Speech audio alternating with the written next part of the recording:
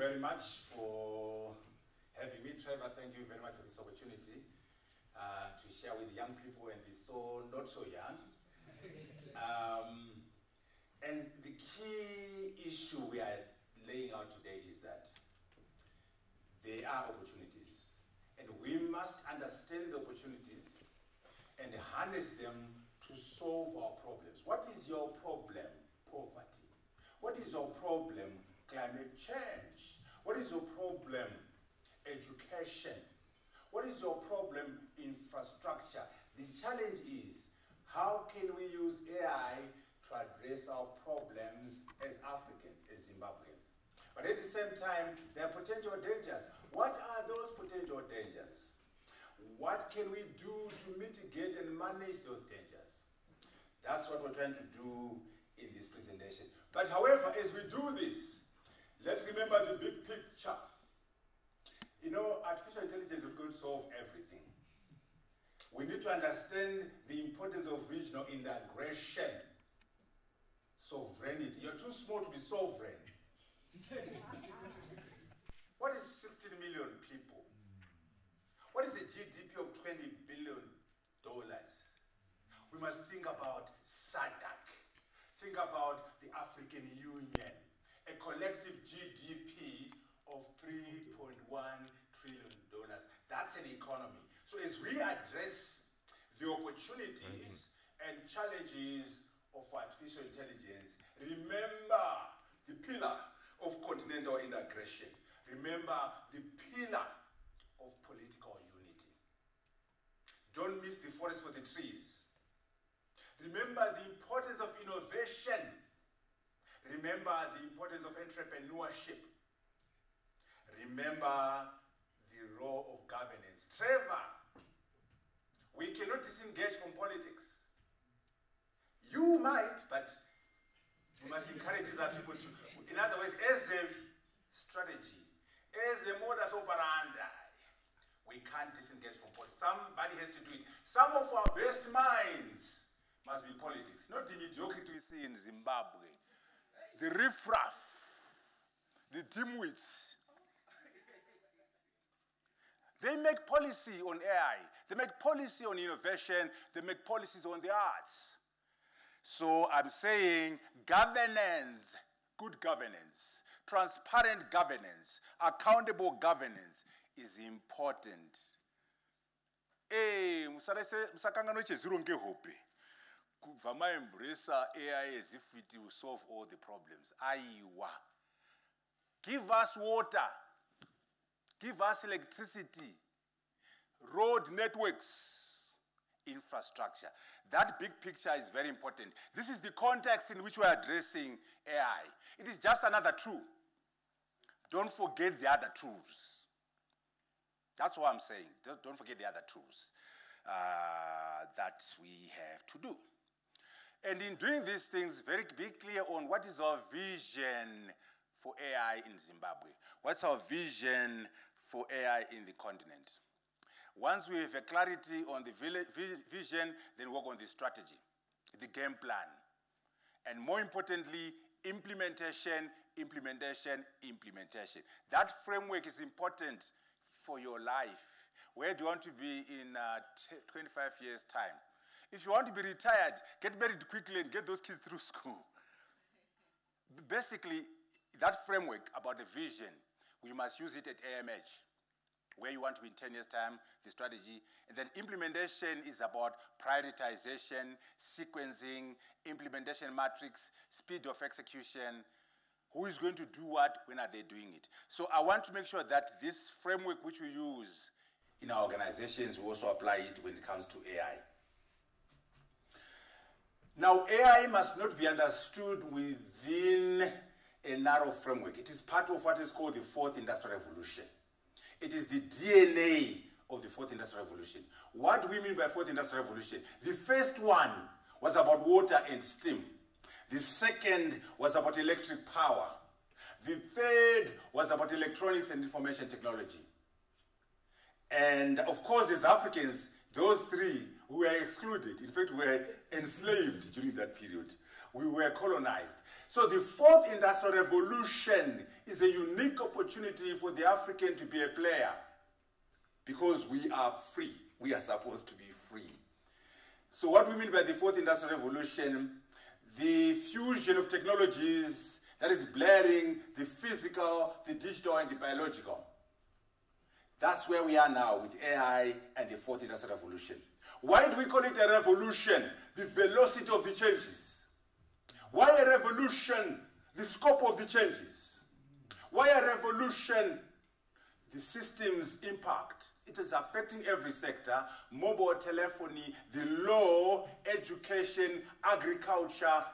Every system, every society, every sector is affected by the fourth industrial revolution. In particular, the growth of AI in education, commerce, and governance. And by the way, there's no fifth industrial revolution. I see people try to be clever, Alec. I went to Japan, they now have the fifth revolution. I was in Zimbabwe, they have education 5.0. You have education 5.0, where is 4.0? How about 3.0? Murwira, wake up. There's no such thing as education 5.0. You're just creating things. So, okay, I've got education 6.0. I've got education 100.0. It's not about a fashion of naming these things. There's no 5.0. We are in the 4. We've not done enough in the 4. So anything that you can see that's fancy, as we'll talk about today, is part of the fourth industrial revolution. Yeah? And also, you can't name a revolution every 2 years, then it's not a revolution. Okay? That's why we're calling it the fourth industrial revolution. What is the key driver of that revolution? Artificial intelligence. So all these things are being driven by AI. It is what we call the DNA of the fourth industrial revolution. What are the other technologies?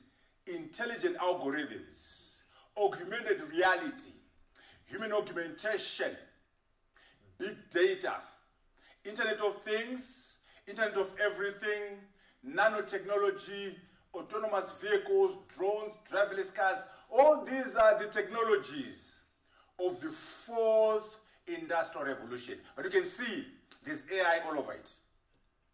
3D printing, biotechnology, material science, renewable energy, climate change solutions, energy storage. This is a big one. You know, it's one thing to put solar panels and get power and use it. How about storing it so you can use it when there's no sun? Big area is called battery storage systems, a major area of research. Once we crack that one, the climate change issue will be partially solved, because then you can generate power from the sun and store it. This is why your lithium batteries come in, but we're talking about massive storage there. So energy storage is a major driver of this fourth industrial revolution. Robotics and mechatronics. Quantum computing. You Google this one and try to understand, Trevor. This one is a revolution. It's a different way of doing computing. Once you combine quantum computing and AI, it's another type of revolution. Quantum computing, cloud computing, not so great, but great. Blockchain technologies, cryptocurrency. These are the technologies of the fourth industrial revolution, but at the core of it all is AI. Now, you know, we should always have a sense of what other people are saying. You know, I'm talking to you here, but I want you to have a sense of what they're saying at Harvard, at MIT, at Alphabet, at Google, at Sony, at GM, so that you have a sense of this revolution. The original Industrial Revolution was driven by the discovery that you could use steam engines to do all kinds of interesting things. That was followed by additional revolutions for electricity and computers and communications technology. We're now in the early stages of the fourth Industrial Revolution, which is bringing together digital, physical, and biological systems.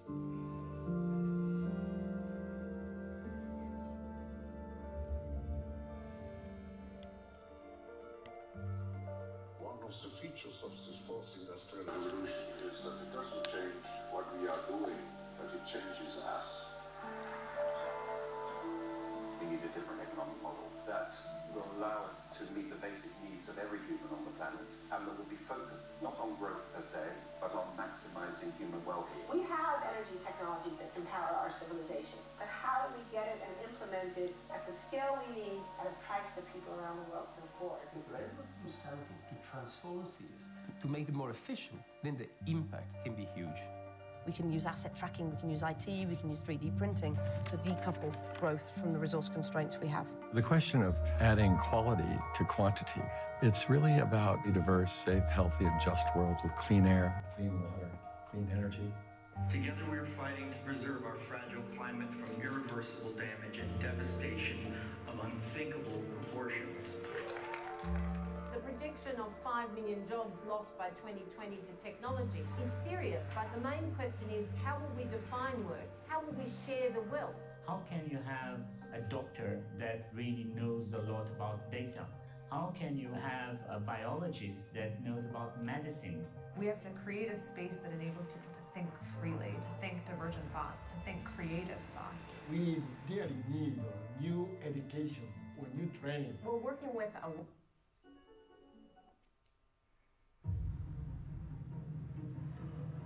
In the next few years, I expect the digital transformation of life to bring huge changes.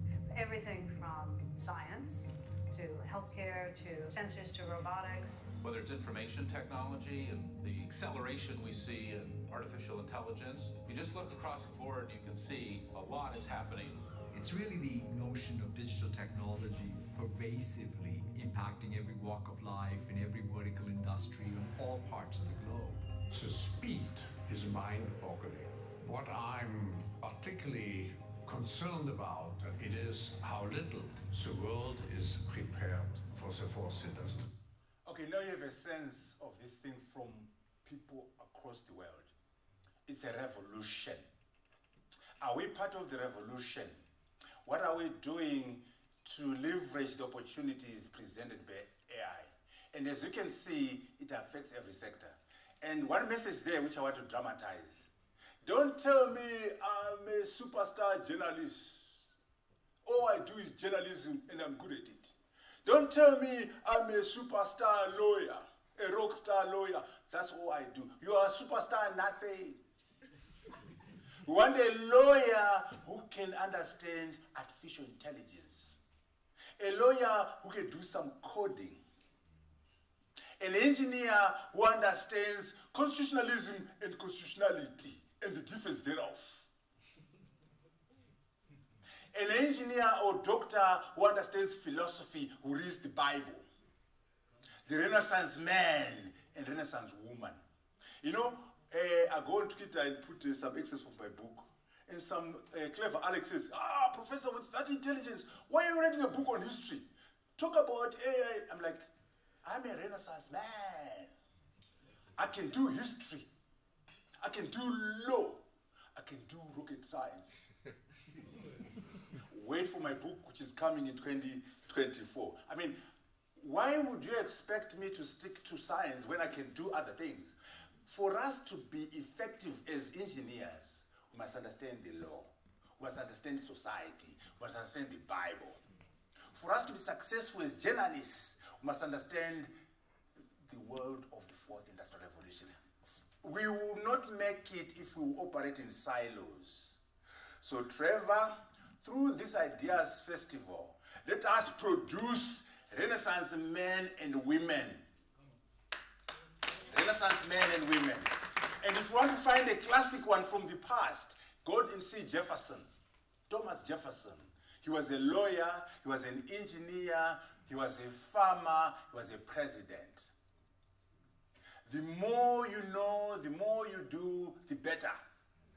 I always joke and say, okay, if you take the top professor at MIT who understands AI, they won't know about history in working with Mugabe.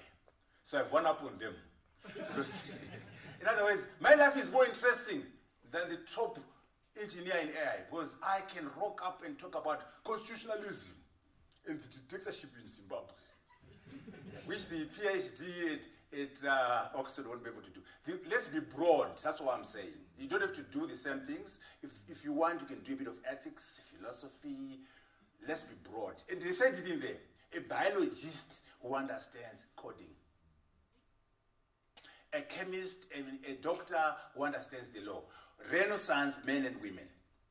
And as I get into this, I want to make sure that when we say AI, please, I know it's overused. It's a technical term. If you want to know what it means, Google it. When I say machine learning, it's a technical term. Please, if you want to use it, Google it or use ChatGPT. You know, the problem is that it's so fashionable now. AI this, and people don't even know what it means. So I want to share a few definitions. When I say single task AI, what do I mean? When I say artificial general intelligence, it's a technical term. What does it mean? I won't spend too much time on it. I'll just share a bit.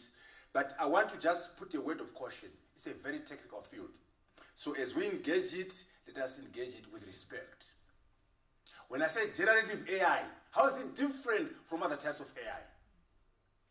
When I say ChatGPT, what is it? You know, it is technical, just like in telecoms, talk about interoperability, base stations, transfer, and all the technical terms. But I'm encouraging you to have the discipline of defining things. What do we mean by AI? We are referring to the intelligence programmed into and demonstrated by machines. Things you and I take for granted. When you walked in here, you didn't bump into obstacles. You avoided obstacles and went to your chair. So you saw the obstacle, you avoided it, you went to your chair. If we can have the same level of competence in a machine, that's intelligence. AI refers to intelligence programmed into and demonstrated by machines. The capability is in contrast to human intelligence. Okay? And robotics is the design, construction, and operation of physical machines that operate autonomously. Okay? We can also do these definitions there, but I want to just make sure. Single task AI, most of the AI we have is single task. You build a robot to serve coffee, that's all it does. You build a robot to give a speech, that's all it does. That's called single task AI.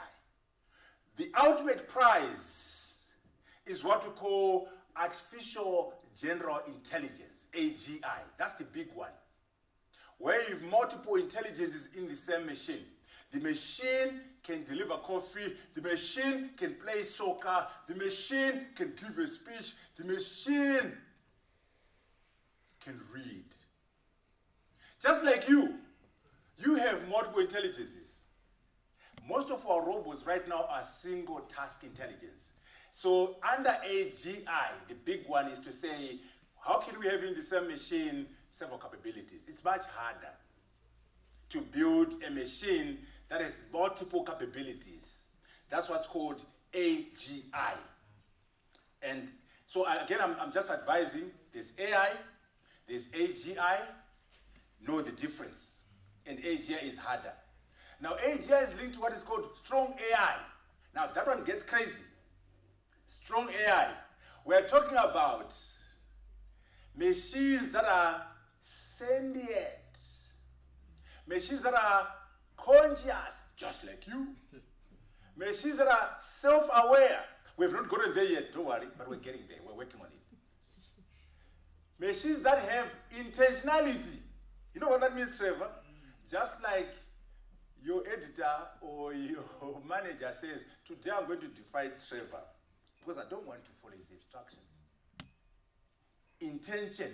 Right now it's easy to write a robot which obeys the coder. How about a machine that says, today I'm not going to obey the instructions from the programmer. I'll do what I want. Aha. Once we get there, there are issues.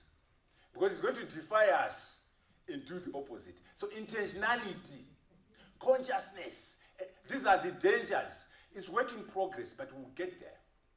What does it mean to our belief system? What does it mean to our civilization? What does it mean to our control of these machines when they now have intentionality, when they now have consciousness, and when they have feelings? That's what's called strong AI, work in progress.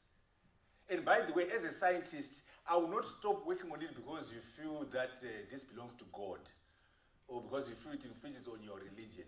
No. The scientist is very excited about possibilities.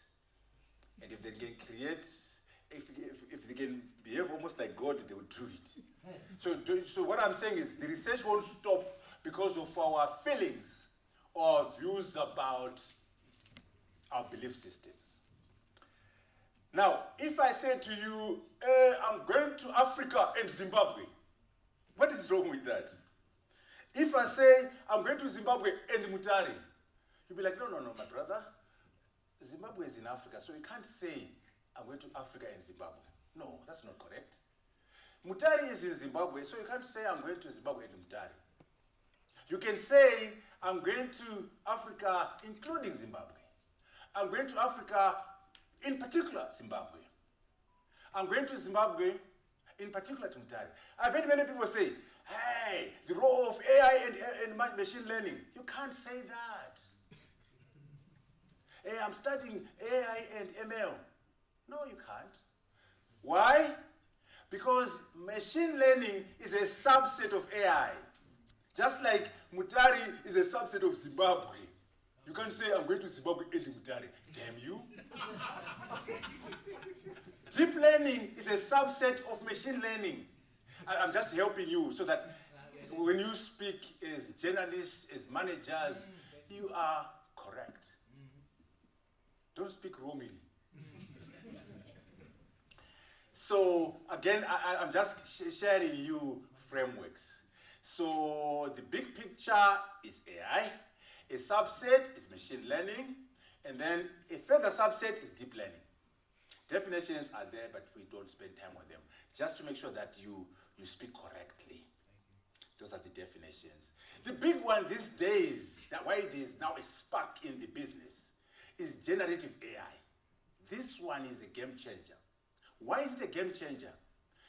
Generative AI is a special type of AI that uses algorithms and models to create new content. It's one thing to program stuff into a machine and get the stuff back. Quite another to program and then the machine creates new knowledge, new text, new music, new images. This is why there's a big deal now with ChatGPT. We are creating new content, new knowledge through AI. That's why ChatGPT is a big deal, and BART from Google is a big deal, and then Stable Diffusion because of generative AI. A quick illustration.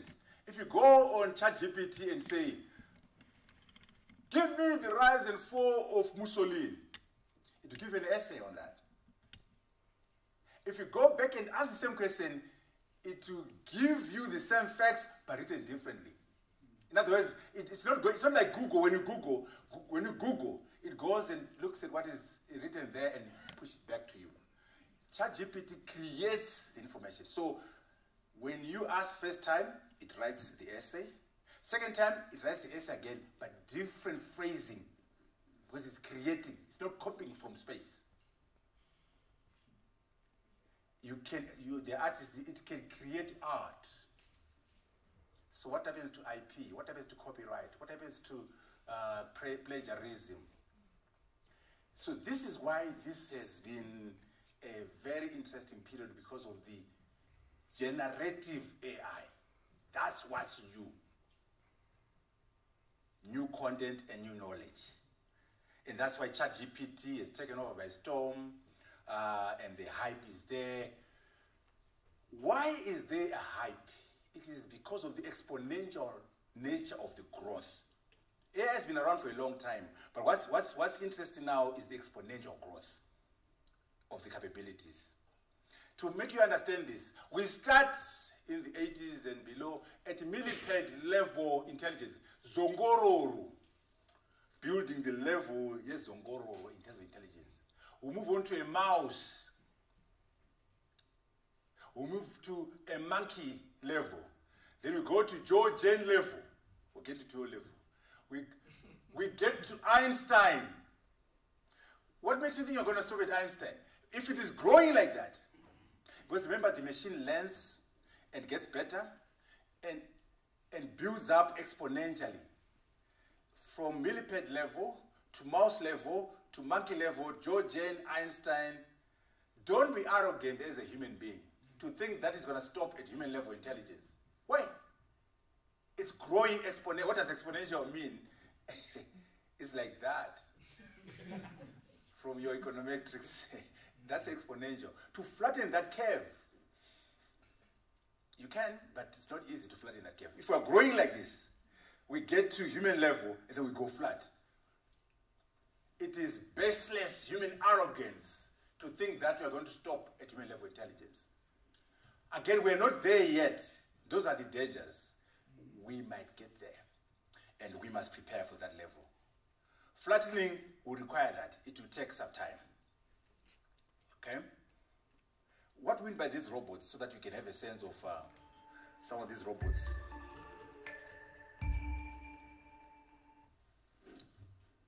This robot can play soccer, it can dance around.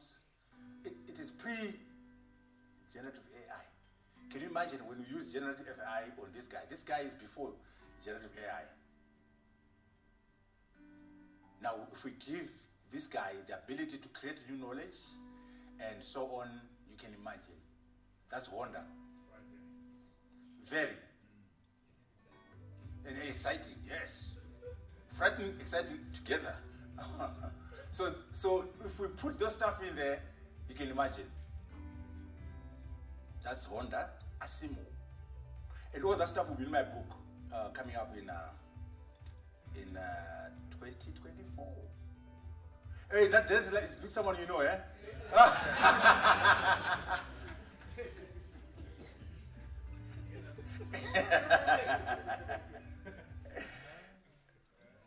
Everybody, this is Sophia. Sophia, if you could, please wake up and say hello to everybody. Oh, good afternoon.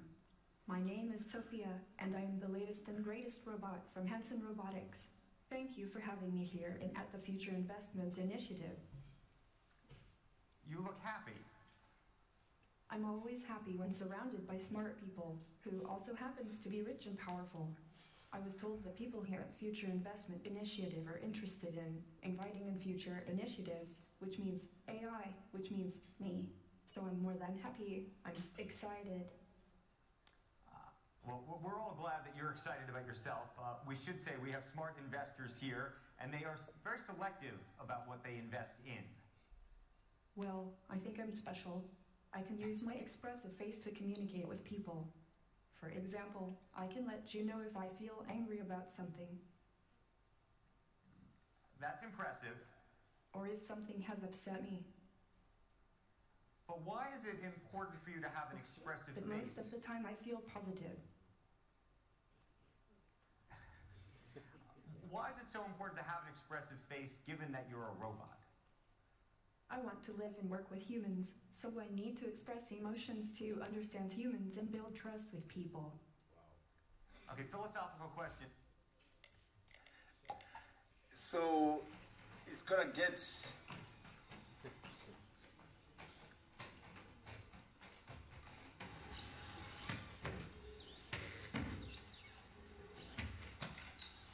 that's Boston Dynamics.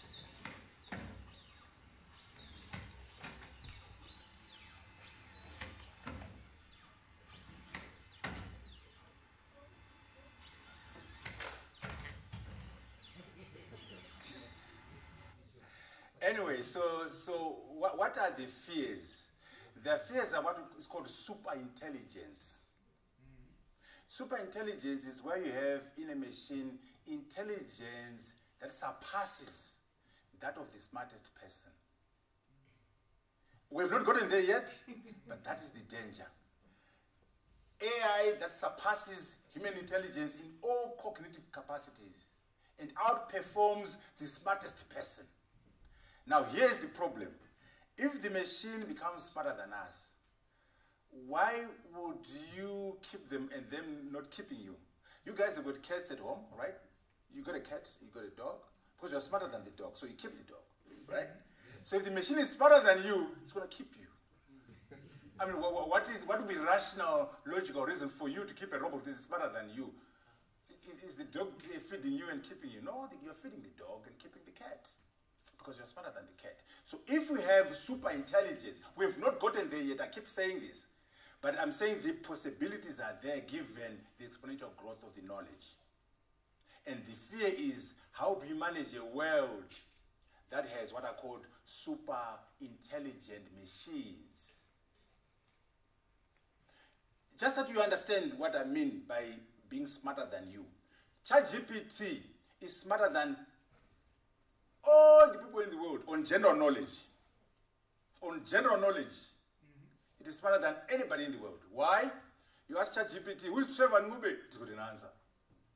Who is Elon Musk? It's got an answer. Who is Chamisa? Answer. It will answer. Go and Google Chamisa, it will come out. Who is Biden? But the top professor at Harvard, if you ask him, who is Chamisa? What is that? It's not important to me.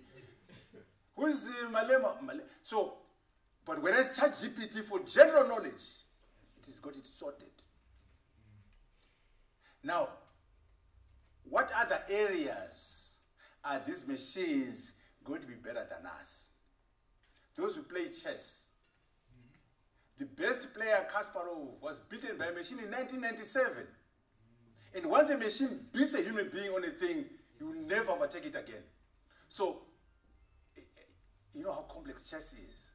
But the machine was able to outperform the man or the woman in 1997. You can imagine now. And there's a game called Go. For you those who play Go again, the machine is ahead. So these are the dangers, that these machines will become smarter than the smartest of us. What are we going to do with that? Those are the basis of that. What are the concerns? Just to make sure that you understand. There's a guy called Professor, who was in charge, Professor Hitton, yeah?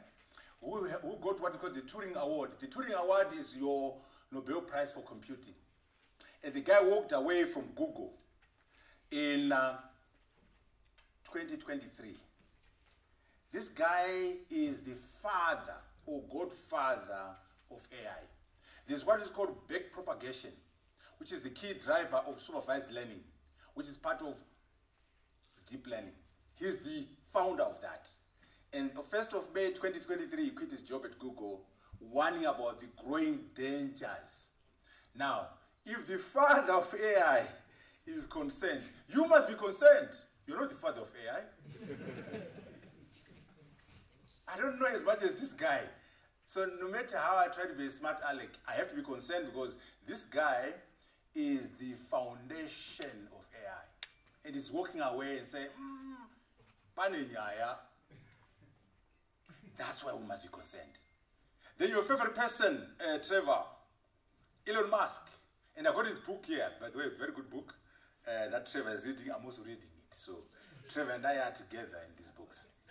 Elon Musk, CEO of SpaceX, Starlink, Tesla, Twitter, has also expressed his concerns about AI, saying on the 17th of April 2023, it has the potential of civilization destruction. Are you a CEO of 4 companies? Are you a billionaire? Are you as smart as Elon Musk? So be concerned. I know he's kind of a crazy guy, but he's very smart. He set up all those companies from scratch, and he says to us, it has the potential of civilization destruction. Remember my topic, opportunities and threats. Opportunities and dangers. And these are people who have spoken on the subject. So there are issues. What you and I have to do is to say, what can we do to address these matters? What is the major issue is to have 1 million super intelligent agents out there. And remember, by the way, with AI, once you create one, you can get 1 million. With human biology, you can have 1 Elon Musk, 1 Einstein. With these things, once you get 1 Einstein, you have 1 million of them. Once you have 1 Elon Musk, you have 1 million of them. This is why it's scary. Whereas human being, no, we're going to have Elon Musk. Then after maybe 30 years, we have another one. With these things, 1 million of them. Once you do things, you multiply it. That's the danger. Equally super intelligent agents, large numbers of them. What do we do? The opportunities to make you a bit happy. Every sector, journalism, education, finance, agriculture is affected. And we're talking about AI has the potential to add $7 trillion to GDP. $7 trillion. The danger is Africans won't be part of the 7 trillion. Are we producing the AI products? Are we manufacturing the AI products? Or are we just consumers of AI? What are we? Okay, so impact, 6.2% impact on GDP. Let us be participants in this growth in Africa, in Zimbabwe. We must also have a share of that. Ours is what, 20 billion. Our chicken change can go up a bit. Healthcare, finance, efficiency, reduction of costs. Ask yourselves as AMH, how can we be more productive because of AI? How do we drive productivity because of AI? How can we make more money as AMH? How can we service our people better because of AI? That's the opportunity. The numbers get better. In terms of generative AI, the new one, it can push $4 trillion, just generative AI. You know, this thing, you do your financial modeling. ChatGPT is the popular thing, but there's so many other things that you can do with generative AI, many things. And consequently, you can add $4 trillion to global GDP by generative AI. On top of the 11 coming from the fourth industrial revolution, what is the major driver? Productivity, productivity, productivity is being driven by generative AI.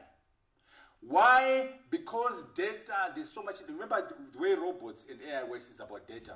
You give it so much data. There's so much data now, and there's so much computing power. So the key drivers are data and greater computational power. Why are these numbers mattering? Why are these numbers important? What is the GDP of America? $25 trillion. China, 19. Japan, 5. Germany, 4. So generative AI is going to contribute the equivalence of Germany's GDP to the world. Just one technology equal to Japan, to Germany. India, 3.5. Again, coming to our message about integration. I don't talk about your 20 billion. I talk about 3.1. But this one will only work if we work together as the continent of Africa. And so that's why I say we must remember the fundamentals, regional integration, Africa Free Continental Trade Area, AU, and so on, so that we can participate in that global GDP. Jobs. This is one you are about, jobs. There are 3 areas of impact. Number 1, some jobs are going to die. Get over it. They are going to be displaced. It's called job displacement. I'll give an example from the old technologies. Let's say your job was to make a typewriter. And you're a master at making a typewriter. Urishasha a typewriter. You'll be unemployed today because no one is using a typewriter. Doesn't matter how good you were at making a typewriter. It's a dead product. So there will be job displacements. There will be some jobs that are going to die. It's a question of which ones. Okay? The good news, job modification. Most of our jobs will be modified. That's the good news. It won't die, it will be modified. But if you don't modify, you're going to die. Even better, there will be new jobs created. These are the opportunities of the AI revolution. Modification of our jobs leading to higher productivity. New jobs, higher productivity. But it's not guaranteed. You must rescue the losers of jobs. Trevor, don't throw them away. Don't fire them. Rescue them. Send them to school. Reskilling and preparation for modified jobs. And more importantly, new skills, new capabilities, and new competencies to take advantage of the new jobs. How are we preparing our young people for the new jobs? And in all this, please, people, if anything else, continuous learning. The day you stop learning is the day you die. Continuous reskilling at every level. I'll give you a dramatic example. Let's say you're a PhD from MIT. MIT is the top school in engineering and computing. PhD in computer science from MIT from the year 1995. We'll put you in a room and say, stay there, Mr. PhD, Madam PhD from MIT, stay there for 28 years. We'll bring you out in 2023. Mr. PhD from MIT, can you tweet? Mr. PhD from MIT, can you Google? Can you join a WhatsApp group? The MIT PhD will be like, what is that nonsense? That's not science. Because there was no Google in 1995. There was no tweeting and WhatsApp groups. So if that PhD from MIT did not continuously learn, they'll be moribund and decadent. They'll be completely out of the game. It's a dramatic example, but it applies to all of us. The day you stop learning is the day you die. More importantly, in this AI revolution. Now, I said it's not guaranteed. Here's the equation that we need to manage at AMH in Zimbabwe, in Africa, and the globe. Our hope is that the new jobs plus the modified jobs are greater than the destroyed jobs. Then we're good. If the new jobs plus the modified jobs are more than the destroyed jobs, then we can say AI has been good to us. But it's not guaranteed. Depending on where you are, your destroyed jobs will be more than the new jobs. And more so in our environment on the continent, where we don't own the technology, we don't own the companies, we don't build the codes, and we're not building the apps, we're just using. We might be in that category where our destroyed jobs are more than this new stuff. So we need to actively play a role in owning the technology and in also building the apps so that we can satisfy these equations. Work on a regulatory framework, policy intervention. That's why government is important, because your dimwits will work on policy intervention. We need some of our best minds in the council, in local government, in provincial management, in the national government. Because they are the ones who are going to do regulatory framework, policy intervention to get the equation going. We can't disengage from politics. No, we can't. Yeah, just one person is allowed to disengage. Okay? So this is why we are saying these things, and AI and the law. See, I hope there's a number of lawyers in here. We've got to put the legal framework in place. If I brought my driverless car to Zimbabwe, can I drive it from Nyanga to Harare? Does the law recognize the driverless car? What do the cops say to me on the roads? So we need... what? No, I'll be sitting at the back. Now, so we need to make sure the laws are in keeping with technology. And this is everyone's child. So the profession, the laws must change and all that. And we need to move. But there are also dangers, ChatGPT. If you Google, for example, you must be, if you use ChatGPT, you're very careful. In South Africa, there was this problem where someone used ChatGPT to do their case. They ended up with names and citations that are fictitious, fake sentences that are fictitious, and you go to court with that. So, yes, but verify. In other words, ChatGPT is not very good at facts sometimes. It's good at definitions and other things, but there's a danger where you can end up with names and citations that are fictitious. When this happens, it's called hallucination. It's called hallucination. The machine does hallucinate.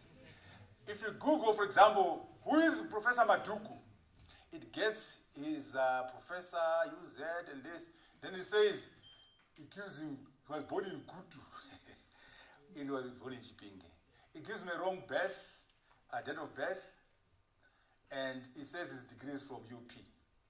Even that is coming from Cambridge. So we need to make sure that we always use this thing with care, because there's a danger of what we call hallucination. Okay? We need to make sure that we change the way we do things.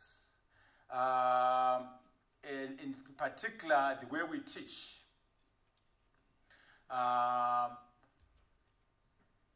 When you look at these people here and their role in AI, but I want to, a bit of, okay. What is the way forward? The way forward is to make sure that we have AI which is developed ethically and responsibly, and make sure we guard against the dangers of abuse. But the major issue is bad actors. Bad actors. Why is this a problem? You and I mean well, but how about a bad actor, a terrorist, a person, a thief? Once they get hold of the technology, they can abuse it. And so there's no way you can protect yourselves from such bad actors like thieves, cheats, terrorists, and warmongers. Nuclear weapons are safe because they require so much infrastructure to abuse them. But AI can easily be abused.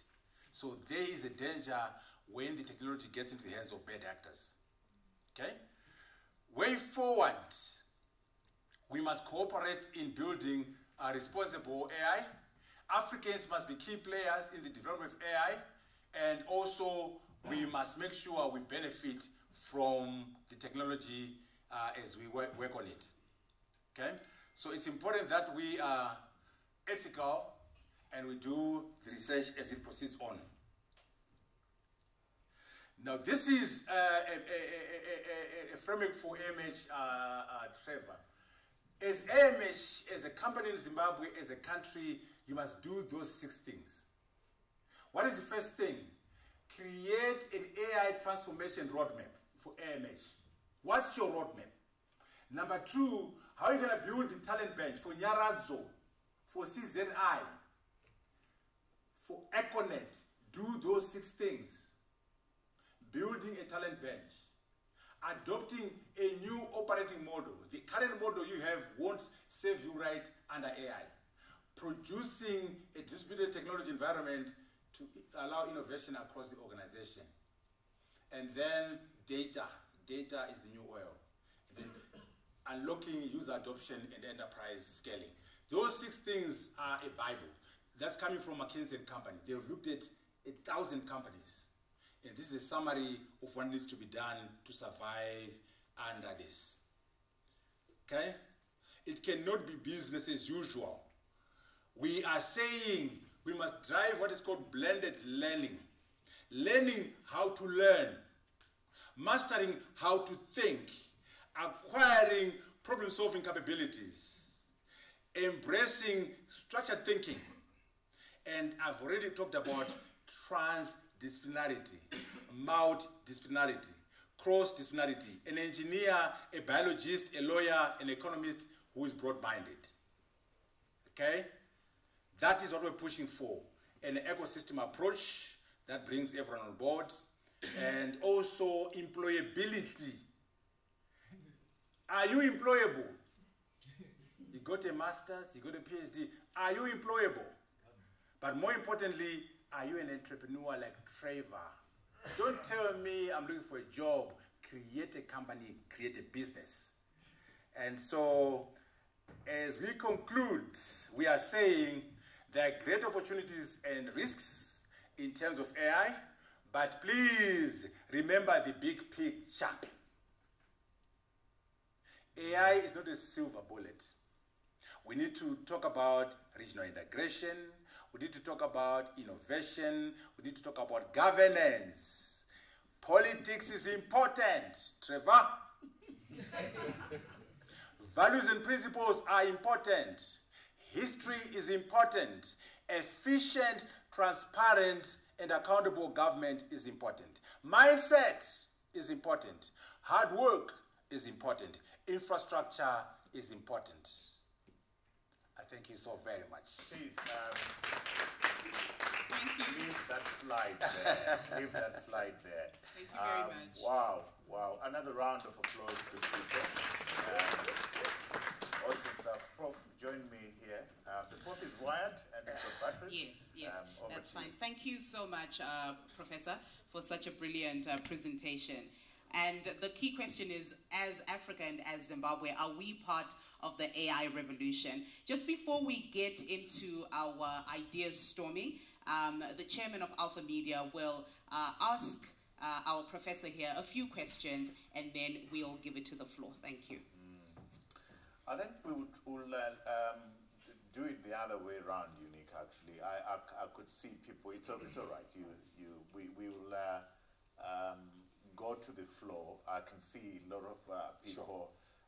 At the cocktail yesterday, a number of people said, we would love this to be interactive. So let's talk. And we didn't come here to listen to one man. I know he's intelligent and everything else, but he doesn't know everything, you know. He doesn't know the name of my cow. So I'm better than him. So let's talk. Let's create a vibe. Yeah. And the invitation is to be brief. Yes. And I will be brief as well in my response. Let's be brief to the point. If you're making a comment, let's make a comment, and then your question must be brief. Yes, my brother. So please, brief.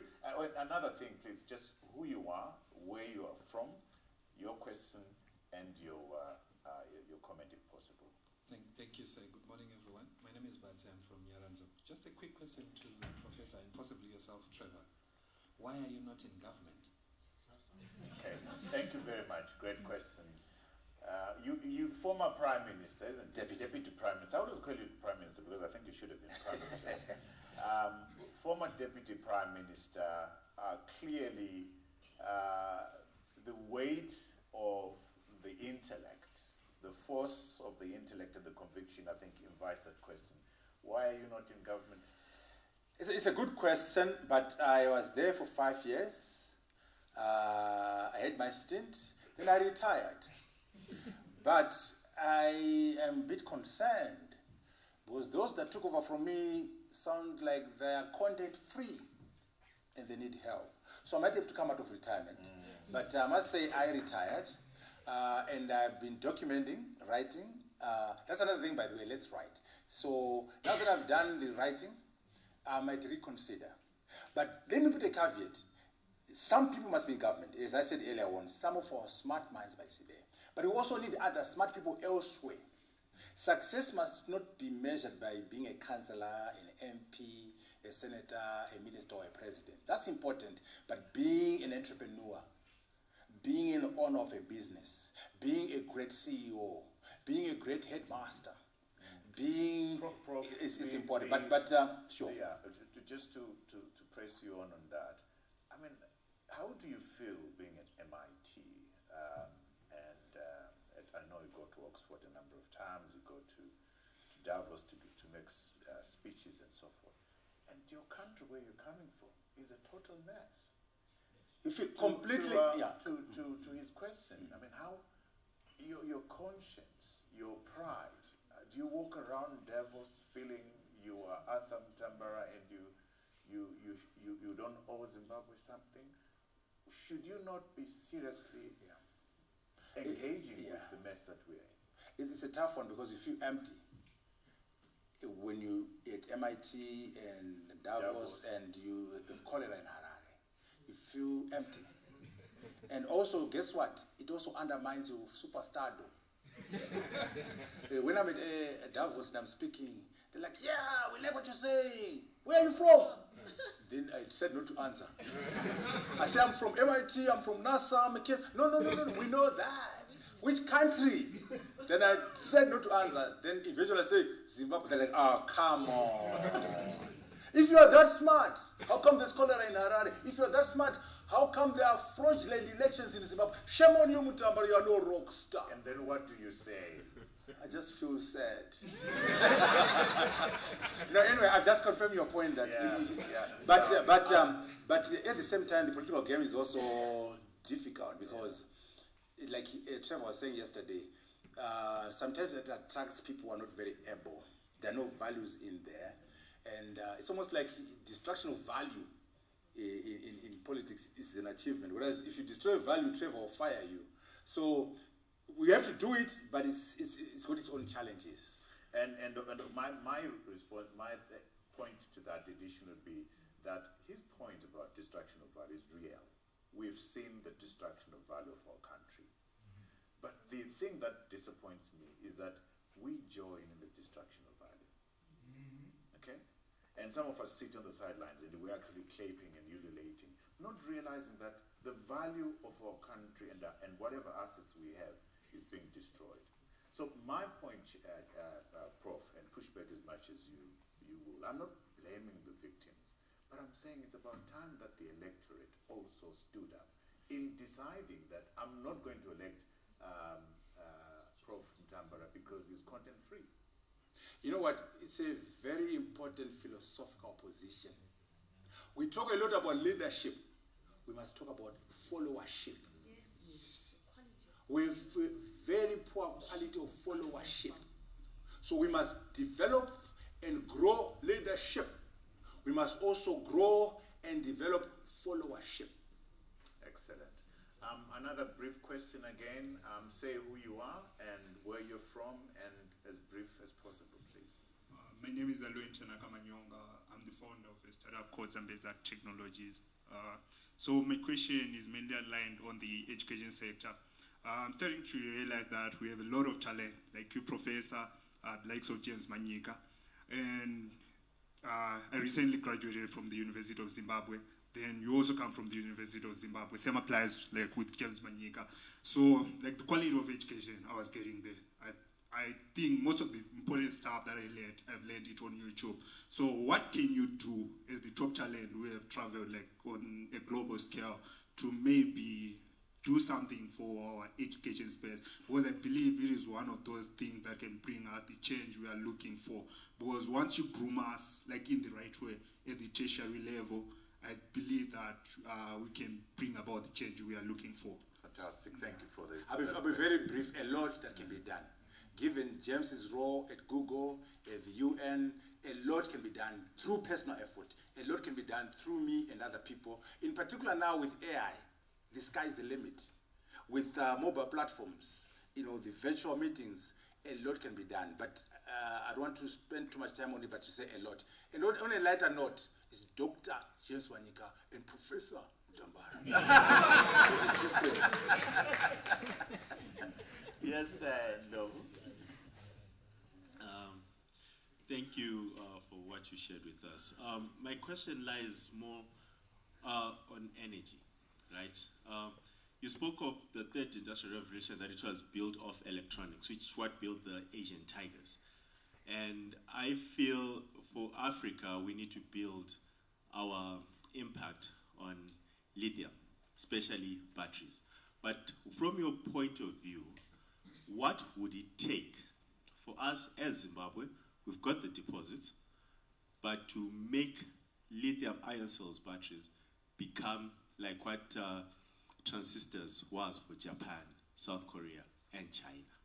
Oh, and by the way, my name is Msindazo Ndlovu. I'm a glorified garbage man, but I'm the founder of a company called the Noble Savage, which makes innovative building materials. Yeah, let's put the answer in the broad field of energy storage. That's the key area. And in that area, we call it battery storage systems. And then you get your lithium in there. Very huge opportunity for us. Why? Because we've got the lithium. What it takes now is a leadership that says, China, come. We will not sell you lithium. Let's build a battery manufacturing plant together in Zimbabwe. We sell the batteries to China from Zimbabwe. We sell the batteries to SADC from Zimbabwe. We sell the batteries to America and Europe from Zimbabwe. A leadership that understands the importance of moving up the value chain, value addition. So it's a huge opportunity because actually, technically, it's still a research area.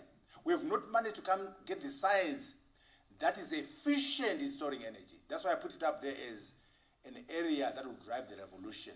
So one, let's do the research around battery storage. But more importantly, build the infrastructure and the factories in the country. But not only that, maybe as a SADC project, or maybe as an AU project. You know, that's one thing that people don't understand. Normally when you say, let's convert our platinum into catalytic converters, people say, oh no, but there's no market, we don't have scale. Can you imagine if we say as an Africa-wide strategy, we're going to manufacture catalytic converters in Zimbabwe for Africa. The market is there. We're going to build a tractor in Malawi for Africa to take off. We're going to build a lorry in Uganda. That lorry must be bought by all of us in Africa. The market is there. That's the secret of the Chinese. 1.4 billion Chinese. When they build a computer, they've got a market of 1 billion people right there. So the scale is very important. So to your question, yes to lithium, yes to energy solutions, but let's think beyond Zimbabwe. And also, let's partner with those who are prepared to build the factories in country. What are the three things, Prof, that you would say we ought to be doing as a country right now to enable the effective, impactful adoption of things like AI, all the technologies that we have, embracing climate change and so forth? Strategic thinking that says we get this thing as a nation and this is what we're going to do. Okay, three things. You said three things. Yes. The first one, we got to sort out our governance. And I would generalize to say clean, efficient, accountable governance, zero corruption. If we don't do that, we're joking. Second, let's fix our educational system to make sure our products are employable, our products are satisfying the requirements of the AI revolution.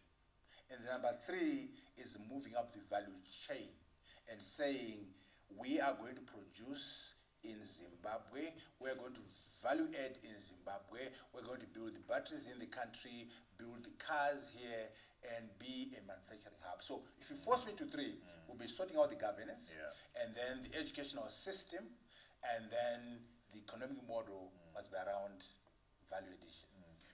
And then on top of that, then we can take this AI stuff. So we had the Minister of Information the other day saying Elon Musk and his Starlink must play by our rules, and unless they play by our rules, I mean, I'm paraphrasing, they won't come in. And I think we have a situation in South Africa where there's a BEE requirement, if I'm not wrong. I mean, given the point that you've said, we are too small in this space and age for us to be obsessing about sovereignty. What's your response to that? Very good point. And I'll go to your book there. Elon Musk in that situation, the Chinese say, if you're coming to China, you partner with us.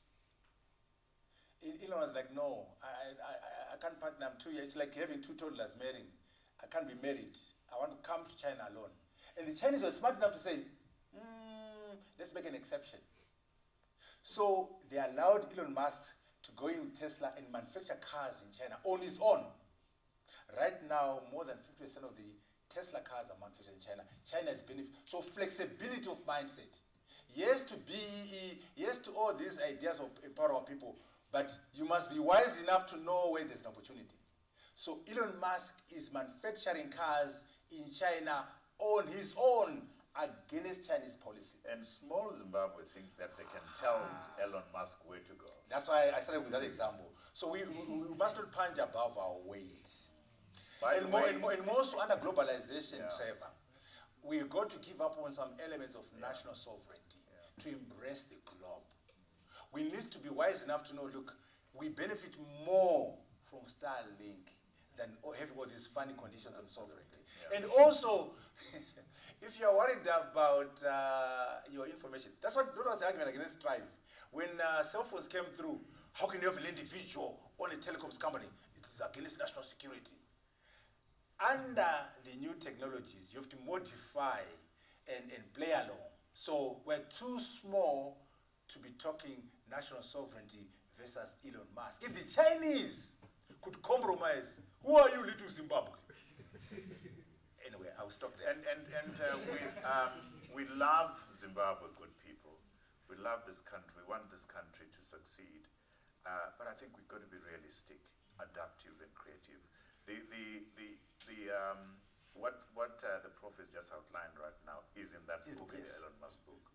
China said to him, "You are not coming here unless you partner with us." He went and looked them in the eyes and said, "We are two toddlers. I'm not going to marry you.